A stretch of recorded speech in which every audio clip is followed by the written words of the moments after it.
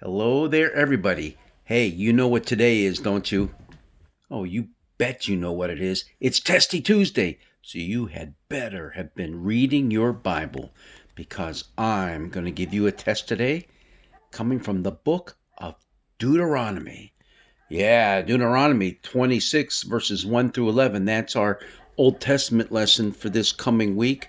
And here is my question.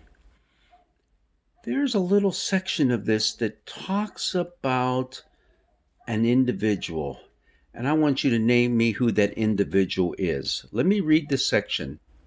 Now, this is talking about an offering that you give to the priest to make on your behalf, and it comes during the early harvest. All right? When the priest takes the basket from your hand and sets it down before the altar of the Lord your God, you shall make this response before the Lord your God. A wandering Aramean was my ancestor. He went down into Egypt and lived there as an alien, few in number. And there he became a great nation, mighty and populous. So the question before you is, who is that wandering Aramean? I'm not going to leave you totally out there hanging. I'll give you four choices. Was that wandering Aramean Abraham? Was it Isaac? Was it Jacob? Or was it Joseph? Abraham, Isaac, Jacob, Joseph. Who was it? The answer is, are you going to get it? Jacob! Yes, it's Jacob. He's the wandering Aramean that's mentioned here. Although, if you had said Abraham, you know what? I think I would still give you credit because actually he's the original wandering Aramean. But this one is Jacob. And this is part of a creedal statement, an early creed, a statement of faith that the people were to give when they made their offerings to the priests during the first harvest. Here's the rest of that section right there. When the Egyptians treated us harshly and afflicted us by imposing hard labor on us, we cried to the Lord, the God of our ancestors. The Lord heard our voice and saw our affliction, our toil, and our oppression. The Lord brought us out of Egypt with a mighty hand and an outstretched arm, with a terrifying display of power and with signs and wonders. And he brought us into this place and gave us this land, a land flowing with milk and honey. And so now I bring the first of the fruit of the ground that you, O Lord, have given me. So you were supposed to recite that whole little creedal statement. Now, why is that? This is the book of Deuteronomy. You know what the book of Deuteronomy is? It's a sermon that Moses gave to the people before they entered the promised land. Oh yeah, they had been wandering through the wilderness now for 40 years. Now they're getting ready to enter, and he gives this sermon. The sermon was 34 chapters long. So stop complaining about how long-winded I get, okay? Or I'm going to go on for 34 chapters this week. Nah, just kidding.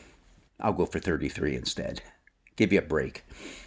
No, it's put in the format of a sermon, although that's not really the way it is. It's literally, Deuteronomy means the second law.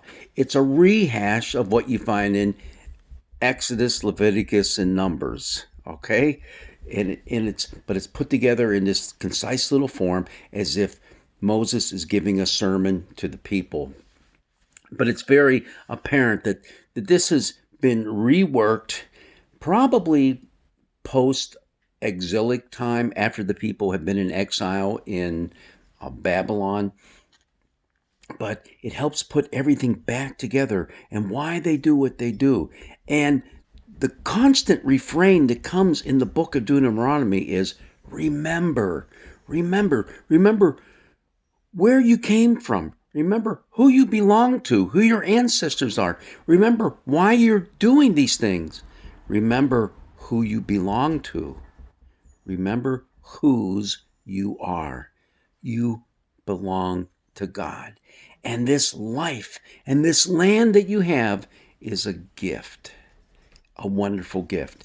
And this particular passage talking about the first fruits, the first harvest of the season, it's very similar throughout the rest of Deuteronomy too. When you make these offerings, why do you do it? It's not to build up the treasury in the temple. That's not what it was for. It was for the feast that came afterwards and for you to share of your abundance with those who don't have anything. The poor, the orphans, the widows, the foreigners in your land. And it also mentions the Levites, who are the priests. Now, why would they fit in there? It's because they were not given any land when they entered into the promised land. It was their duty to carry out the religious responsibilities. So it was up to everyone else to make sure they were provided for. So this is a very neat passage, and I think it's a good one to start off our Lenten season because it's asking us to once again look back and remember who you are, where you came from, where we came from, and who we belong to. We belong to God, and He provides for us in wondrous ways. Don't forget it. God's blessings be with you, and I promise this Sunday my sermon will only be 32 chapters long. Blessings be with you.